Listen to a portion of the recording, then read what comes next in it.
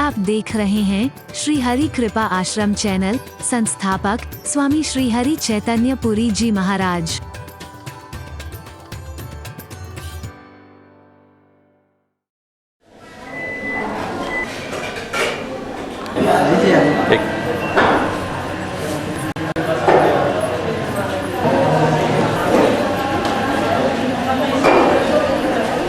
हरि बोल।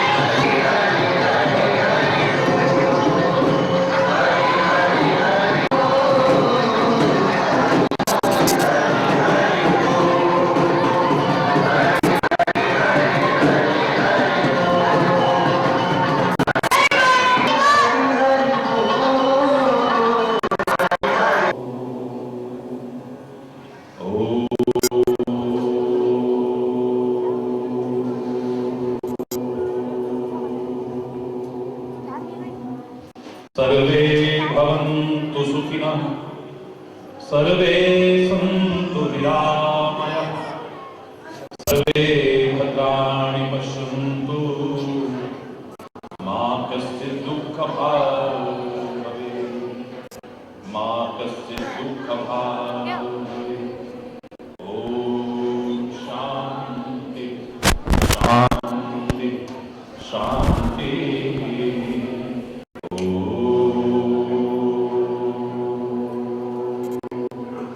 त्वमेव माताश्च पिता त्वमेव त्वमेव बन्धुश्च सखा त्वमेव त्वमेव विद्या द्रविणं त्वमेव त्वमेव सर्वं मम देव।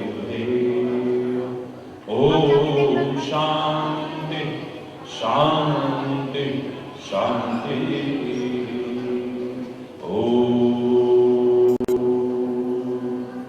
चैतन्य शाश्वतं शान्तं व्योमातीतं निरञ्जनं नादबिन्दुकलातीतं तस्मै श्रीगुरवे नमः तस्मै श्रीगुरवे नमः।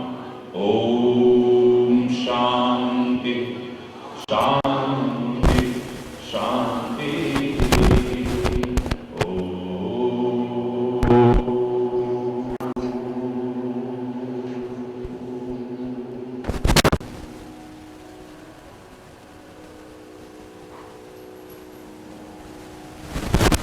प्रीति जहाँ की रीति सदा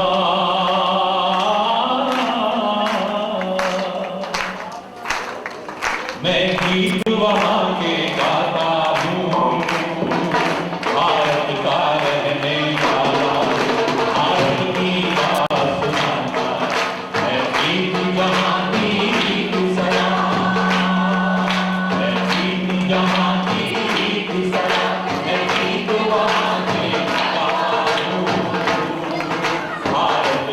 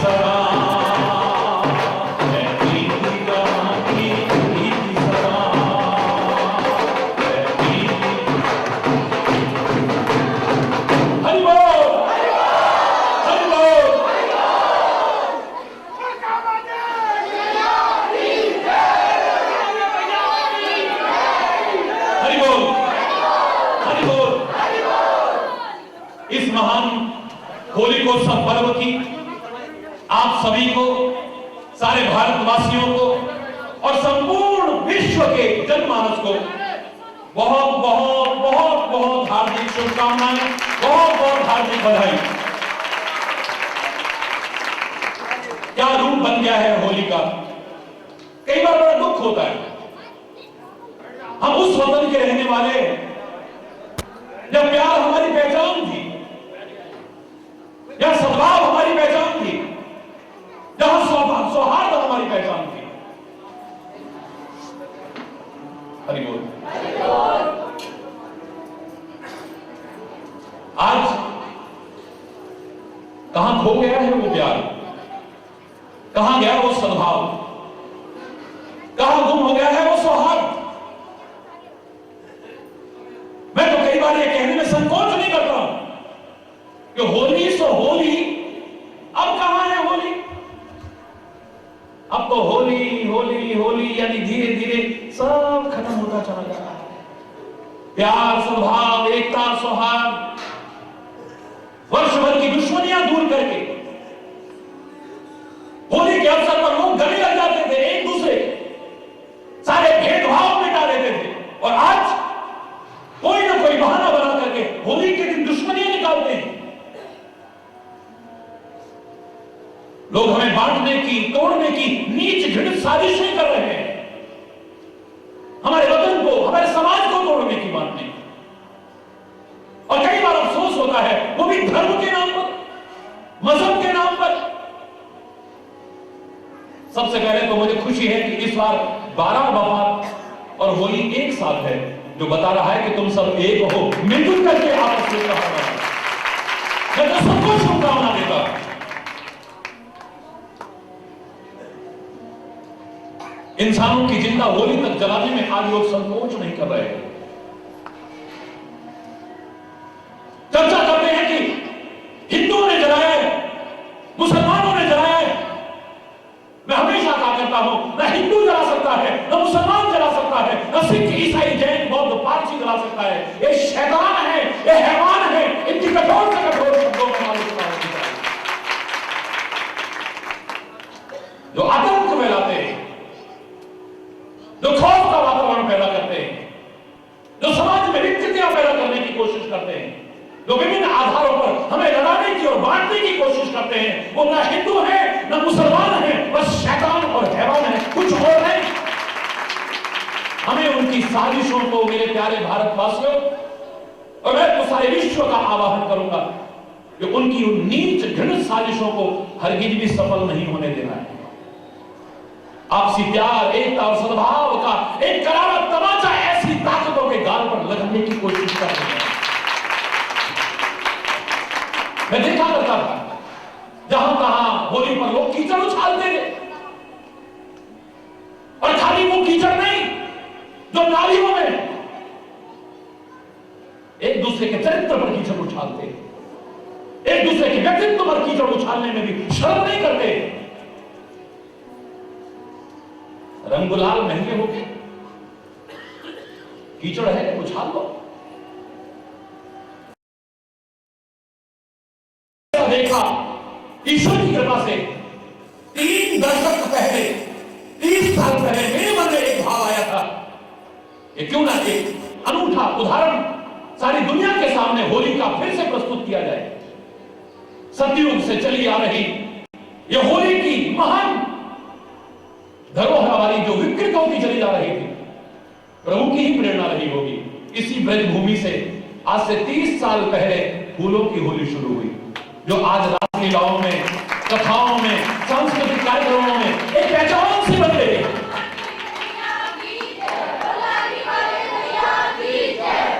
मुझसे लोगों ने पूछा, इस होली की शुरुआत, फूलों की होली की शुरुआत आपने की, हमें गर्व है इस बात पर, आप सब स्वीकार कर रहे हैं। आपके मन में क्या आया होगा ये फूलों की होली की शुरुआत करने से पहले? मैंने कहा, पहले तो मैं लोगों से यह कहना चाहता हूं, सारे देश और सारे विश्व में मुझे इतना प्यार देते हैं करोड़ों करोड़ों लोग, कांटों के बीच जीते हुए भी जब मैं कहीं जाता हूं मुझ पर फूल बरसाते हैं। तो मेरे मन में आया, कांटों के बीच रहने वाले, दुखों, क्लेशों, कष्टों, चिंताओं के बीच रहने वाले अपने महाराज जी पर फूल बरसा रहे हैं, तो महाराज जी को भी धिक्कार है अगर इनके कांटे सारे उखाड़ करके न फेंक दें, इनकी राह के सारे कांटे न उखाड़ दें। अगर इनका समर्पण भाव है तो इनकी राह के सारे कांटे उखड़े, इनकी राह में फूल बिखर जाए, इनकी जीवन यात्रा बड़ी सुंदर और सुखद हो जाए, ये भावना भी थी। और दूसरा मेरे मन में भाव आया था, इसके माध्यम से इन्हें बताऊं कि हमें जीवन कैसा बनाना है, फूलों जैसा। एक ही डाली पर होते हैं गुलाब और कांटे। कोई कहता है साधु और असाधु में क्या अंतर है, एक सज्जन और दुर्जन में क्या अंतर है, एक साथ इस दुनिया में पैदा होते हैं, फिर भेदभाव क्यों? मैंने कहा एक साथ पैदा होते हैं कांटे और गुलाब एक ही डाली पर, अंतर क्यों? फूल को देख करके मन खुश होता है, और खाली मन खुश नहीं होता है, हाथ चाहे कांटों से बिंध जाए, फूल को अपने करीब लाने को मन करता है, पैर चाहे कीचड़ में सड़ जाए, जोंक लग जाए, लेकिन कमल के फूल को अपने पास लाने को मन करता है। फूल को देख करके मन खुश होता है, उसे अपने करीब लाने को मन करता है। मेरे बच्चों, ऐसा हमारा जीवन हो कि लोग हमें देख करके खुश हो जाएं और हमें अपना बनाने की सोचे, तब तो मजा है। कांटे की तरह ना हो जीवन हमारा, कांटे की तरह जीवन ना हो हमारा, कीचड़ की तरह जीवन ना हो हमारा, उस जोंक की तरह जीवन ना हो जो खुद चल करके भी आ जाए तो लोग दूर करने की कोशिश करें। यही तो अंतर है। मेरे से किसी ने कहा संत सुखदाई हैं, असंत दुखदाई हैं। मैंने कहा मुझे तो पता लगा था दोनों दुखदाई, संत भी दुख भी करते हैं और असंत भी दुखी करते हैं। क्या कह रहे हो महाराज जी, सारी दुनिया कहती है कि संत सुखी करते हैं। मैंने कहा ना, संत भी दुखी करते हैं और असंत भी दुखी करते हैं। फर्क इतना है, एक बिछुड़ने पर दुख देते हैं, एक मिलने पर दुख देते हैं। संत का बिछुड़ना अच्छा नहीं लगता है। एक संत, एक सज्जन व्यक्ति जब हमसे कहीं दूर होता है, ऐसे लगता है हमारे प्राण खींचे चले जा रहे हैं। और दुर्जन जब मिलता है, ऊपर से चाहे हम कहें आओ आओ बड़ी खुशी हुई, आज कहां से आ गए, और अंदर आ गए, उसका आना अच्छा नहीं लगता है, उसका मिलना दुखदाई है और संत का बिछुड़ना दुखदाई है। फूलों की तरह जीवन हो हमारा, कांटों की तरह जीवन ना हो हमारा। किसी की राह में फूल बिछाने की कोशिश करें, किसी के राह के कांटे चुनने की, हटाने की कोशिश करें, उसके राह में कभी कांटे बिखेरने की कोशिश न करें। फूलों की होली का इससे अच्छा भाव मेरे जीवन में और मुझे क्या नजर आ सकता है? याद करो, मैंने कहा था आपने सत्संग भी पाया है, ग्रंथों का संदेश भी पाया है, अंतरात्मा की आवाज भी आपको मिली, परमात्मा ने बुद्धि और विवेक दिया है। क्या उसके अनुसार हमने जीवन जिया? एक बार विचार करके देखो। अगर परीक्षा भी होगी तो कैसे पता चलेगा? मैंने एक बार कहा था कि एक गुरुजी के कुछ शिष्य थे। पूरी शिक्षा देने के बाद गुरुजी के मन में आया कि अब इनकी परीक्षा ली जाए, इस समाज के एक सुयोग्य नागरिक बने हैं या नहीं।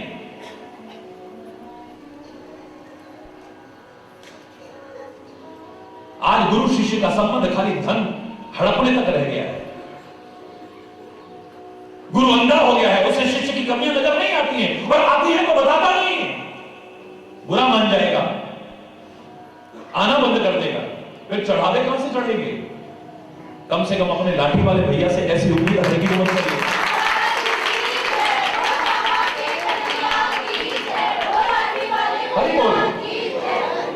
शिष्य बहरा हो गया है, सुनता नहीं, सुनता है तो अनसुना कर देता है। ये तो कहते रहते अरे बोलना, जोर से बोलना। हमने जीवन में अपनाया या नहीं, जब परीक्षा की घड़ी आती है तब पता चलता है। गुरुदेव ने कहा कि इनकी परीक्षा ली जाए। आज जब तक मेरी आज्ञा ना हो, आश्रम से बाहर कोई नहीं निकलेगा। जो आज्ञा गुरुदेव। कल प्रातःकाल आपकी परीक्षा होगी 4 बजे। कई बार मैंने उदाहरण सुनाया है, सारे विश्व तक पहुंचा है ये उदाहरण। जो नहीं सुन पाए हैं उनके लिए बहुत प्रेरणादायी है, और जो सुन चुके हैं विचार करना कि सुनने के बाद भी हमने अपने जीवन में अपनाने की कोशिश की। एक एक करके जिसका नाम बुलाया जाए वही आएगा कल। गुरुदेव की कुटिया में एक शिष्य को बुलाया, वो पहुंचा, चरणों में प्रणाम किया। गुरुदेव आज्ञा करें। एक गुलाब का फूल पकड़ा। गुरुदेव कहने लगे, बेटा इस फूल को ले जाओ और हमारे आश्रम से 2 किलोमीटर दूर उस मोड़ पर जो एक बड़ का पेड़ है ना, उसकी जड़ में इसे रख करके आ जाओ। जो आज्ञा गुरुदेव। आप कह रहे थे परीक्षा देनी है, बहुत ध्यान का उदाहरण है, क्योंकि परीक्षार्थी भी आप हैं और परीक्षक भी आप हैं। मैं आपसे पूछूंगा कि इसका सही अर्थ क्या है और पास कौन हुआ और फेल कौन हुआ है, कौन सर्वोच्च श्रेणी प्राप्त करता है। जो आज्ञा गुरुदेव। परीक्षा की चिंता मत करो, तुम जाओ बस। आश्रम से बाहर निकला। रात को तो बिल्कुल ठीक ठाक था, लेकिन अब तो कांटे कांटे बिखरे हैं। गुरुजी ने बिछाए होंगे। अरे देखो, सोच देखो लोगों की। हो सकता है परीक्षा करना चाह रहे हो, मेरी आज्ञा पर ये कांटों पर भी चलने को तैयार होते हैं नहीं। अरे गुरुजी, हम तो आप एक इशारा करके देखो, गर्दन काट के भी आपके चरणों में न चढ़ा दे तब कहिएगा। ये कांटों पर चलना क्या बात है। एक बार उफ नहीं करता है, सारे पैर खून से सज जाते हैं, छेद हो जाते हैं, लेकिन हंसता मुस्कुराता हुआ गुरुदेव का स्मरण करता हुआ कांटों पर चलता हुआ जाता है। उस पेड़ की जड़ में उस फूल को रख के वापिस कांटों पर चलता हुआ आता है। इतना खून निकल चुका है कि कमजोरी आ गई शरीर में, आकर के चरणों में गिर पड़ा। गुरुदेव बोले, फूल रखा है? बोले हाँ गुरुदेव रखा है। आपने सोचा होगा कि हम आपकी आज्ञा पर कांटों पर नहीं चल सकते। अरे आप आग में भी चलने को कहेंगे तो हंसते हंसते चलने को तैयार है। आप एक बार आज्ञा करके तो देखिए, गर्दन काट के आपको चरणों में चढ़ा देंगे। ध्यान देना, गुरुदेव ने देखा इसका खून बह रहा है पैरों से, खुद अपने हाथों से, जिनके चरणों की सेवा के लिए परमात्मा भी तैयार रहता है अवतार लेकर के, वो अपने हाथों से उसके खून को साफ करते हैं, मलम लगाते हैं उसके चरणों में और कहते हैं बेटा जाओ अपने कमरे में। दूसरे शिष्य को बुलाया, आज्ञा गुरुदेव। चरणों में प्रणाम करने के बाद उसने कहा, बोले इसे उठाओ, एक पुष्प लो और ले जा करके 2 किलोमीटर दूर वो जो बड़ का पेड़ है ना, उसकी जड़ में रख करके आ जाओ। जो आज्ञा गुरुदेव। बाहर निकला है, कांटे कांटे। कल तो कांटे नहीं थे ना, लेकिन सबका भाव अलग अलग है। कांटे कैसे आ गए? गुरुदेव ने परीक्षा लेने के लिए तो नहीं बिछाए। देखना चाहते होंगे कि जब ये संसार में जाएंगे वहां दुख भी होंगे, सुख भी होंगे, अच्छा भी मिलेगा, बुरा भी मिलेगा, विष भी मिलेगा, अमृत भी मिलेगा। मेरे शिष्य इस लायक बन पाए हैं कि नहीं, ये कांटों से बचते हुए अपने जीवन को आगे बढ़ा सके। अरे गुरुदेव आपके शिष्य हैं हम, आपने वो शिक्षाएं दी है, हम जीवन में अपना करके, चाहे दुनिया में कांटे भी मिले, लेकिन कांटों से बचते बचाते, अपना पर्दा बचाते हुए अपने जीवन यात्रा को आगे बढ़ाएंगे। आगे बढ़ा, जहां जहां जरा सी जगह थी, कहीं अंगूठे से, कहीं पंजे से, कहीं एड़ी से, ऐसे ऐसे चलता चलता चलता चलता पहुंचा, जैसे तैसे पेड़ की जड़ में पुष्प रखा, वापिस लौटा। उसी तरह से बचता बचाता एक कांटा भी चुभने दिया मैंने। आकर के चरणों में प्रणाम किया। गुरुदेव देख लो मेरे पैर, आप परीक्षा लेना चाहते होंगे ना, ये मेरे शिष्य इस संसार में कांटों से बच करके चल सकते हैं कि नहीं? कांटों से बच करके आया हूं, एक कांटा नहीं चुभने दिया है मैंने। गुरुदेव में पास तो हो गया ना, तुम जाओ। तीसरे शिष्य को बुलाया। तीसरा शिष्य आया, चरणों में प्रणाम किया, आज्ञा गुरुदेव। बोले ये गुलाब का पुष्प उठाओ और जाकर के उस पेड़ की जड़ में रख करके आओ। हरि बोल, जोर से बोलो। जो आज्ञा गुरुदेव। बाहर निकला, कांटे कांटे। सूर्योदय होने वाला है। हमारे आश्रम में आरती होती है। आरती में आसपास के लोग दर्शन करने आते हैं, सम्मिलित होते हैं। बाहर पता नहीं कांटे कैसे आ गए, रात को तो नहीं थे। इसके मन में नहीं आया कि गुरुदेव ने बिछाए। अगर किसी के पैर में कांटा चुभ गया ना, मेरे को देर होने के कारण गुरुदेव चाहे माफ कर दें, लेकिन किसी के पैर में, हमारे आश्रम की ओर आने वाले के पैर में अगर कांटा चुभा, मेरी आत्मा मुझे कभी माफ नहीं करती। मैं गुरुदेव से क्षमा याचना करूं। वापिस लौटा, एक झाड़ू उठाया, झाड़ू उठा करके सारी लोहा के कांटों को हटाना शुरू कर दिया। एक लकड़ी का टुकड़ा लिया जो बड़ी उनसे हटाना शुरू कर दिया है। राह के सारे आश्रम के बाहर जो कांटे थे टोटल हटा दिए, झाड़ू लगा दिया है। रास्ता साफ हो गया, अब कोई दिक्कत मिलेगी। दौड़ता हुआ गया है और दौड़ता हुआ आया। जितना समय उनको लगा था उससे भी कम समय लगा। आकर के चरणों में प्रणाम किया। गुरुदेव, आपकी आज्ञा में मुझसे विलंब हुआ है, सबसे पहले तो मैं उसके लिए क्षमा याचना करता हूं। अगर मैं पास न भी हुआ होऊंगा ना, आपके चरणों में रहने का अवसर मिलेगा, मैं दोबारा शिक्षा ग्रहण करूंगा। क्या हुआ बेटा? बोले गुरुदेव, मैं जब बाहर गया था तो बाहर कांटे ही कांटे थे। मेरे मन में आया आश्रम में आरती का समय हो रहा है, लोग आएंगे, पता नहीं कौन कांटे बिछा गया है, इस विवाद में न पड़ करके पहले कांटे हटाए जाएंगे। गुरुदेव तो हमारे बड़े कृपालु हैं, गुरुदेव तो हमारे बड़े दयालु हैं। चरणों में गिर करके प्रार्थना करेंगे ना, क्षमा याचना करेंगे, गुरुदेव को क्षमा कर देंगे। लेकिन किसी के भी पैर में अगर कांटा लग गया तो मेरी आत्मा मुझे कभी माफ नहीं कर पाए। गुरुदेव, मैंने झाड़ू लेकर के रास्ते के कांटों को बहारना शुरू कर दिया। शायद आपकी आज्ञा का उल्लंघन तो नहीं है, क्योंकि आपने कहा था सीधे जाओ और जाकर के पेड़ की जड़ में फूल को रख करके आओ। गुरुदेव ने उठाया, गले लगा दिया। कौन फर्स्ट आया, कौन सेकंड आया, कौन थर्ड आया, मुझे लगता है आप भी सही निर्णय करके बताओगे। मैं आपसे पूछना चाहता हूं, अगर आप गुरुदेव की जगह बैठे होते और आपको इन तीनों को प्रथम नंबर देने के लिए कहा जाता, आप किसको देते? जोर से बोलो, और जोर से बोलो। क्या तुमने सही निर्णय दिया है? तुम्हारी अंतरात्मा मानती है? तुम्हारी तो क्या मेरी आत्मा भी मानती है। निर्णय तुम्हारा सही है, लेकिन क्या तुम्हारे जीवन में ये भाव आया है? राह में कहीं कांटा दिखता है, स्वयं ही बच करके चल देते हो, या किसी और को न चुभ जाए ये भी भाव तुम्हारे मन में आया, उसे उठा करके किनारे रखते हो? कहीं ऐसा तो नहीं प्रसाद में अगर केला मिला है, खा करके छिलका सड़क पर गिरा देते हो, और कोई अगर उस पर फिसल करके गिरता है तो दूर खड़े तालियां बजाते हो? इंसान भी नहीं होंगे। अगर एक सच्चा इंसानियत का भाव हमारे मन में ना आया तो क्या गुरु की शरण ली है, क्या संत की शरण ली है, क्या धर्म का अनुगमन किया है, क्या परमात्मा की भक्ति की है, क्या विचार करते हैं? खाली उन कांटों से भाव नहीं, किसी की राह के कांटे हटाने की कोशिश की है, या किसी की राह में कांटे बिखेर करके उसके मार्ग को अवरुद्ध करने की कोशिश की है। सोचो, अगर तुम दूसरों को दुखों से बचाने की कोशिश करोगे ना, मेरे प्यारे बच्चों, मेरे प्यारे भाइयों, मेरी प्यारी बहनों, मैं चैलेंज करके अपने अनुभव नहीं, सर्वसम्मत भाव पर कह सकता हूं कि तुम्हारी राह के कांटे तो फिर अपने आप उतर जाए। तुम्हारे मार्ग में अगर फूल न बिछ जाए तो तब करिएगा। फिर सोचना, अगर ऐसा भाव तुम्हारे मन में आ गया है तो तुम महाराज जी के हृदय की भावना को समझ पाए हो कि महाराज जी ने फूलों की होली शुरू क्यों की। पहला भाव, परमात्मा करे आपकी राह के कांटे उखड़ जाए, आपकी राह में फूल बिखर जाए। दूसरा भाव, हमारा जीवन फूलों जैसा हो, कांटों जैसा जीवन नहीं। लोग देख करके हमें खुश हो, हमें अपना बनाने की सोचे, हमारी खुशबू चारों ओर फैले, हमारा जीवन का सौंदर्य विकसित हो, तब अपने जीवन का आनंद लिया है, फूलों की होली तब मनाई है।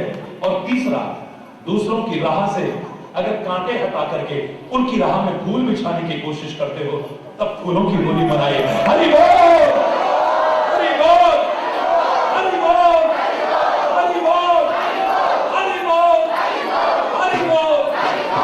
अब एक बार जरा खड़े हो जाओ तो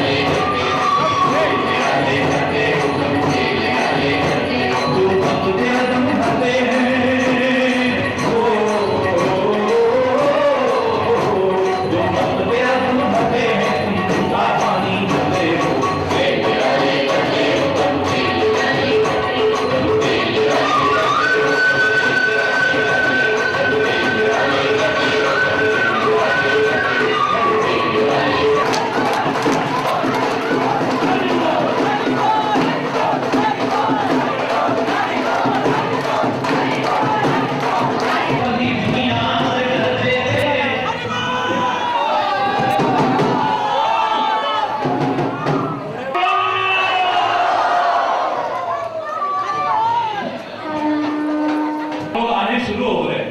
अरे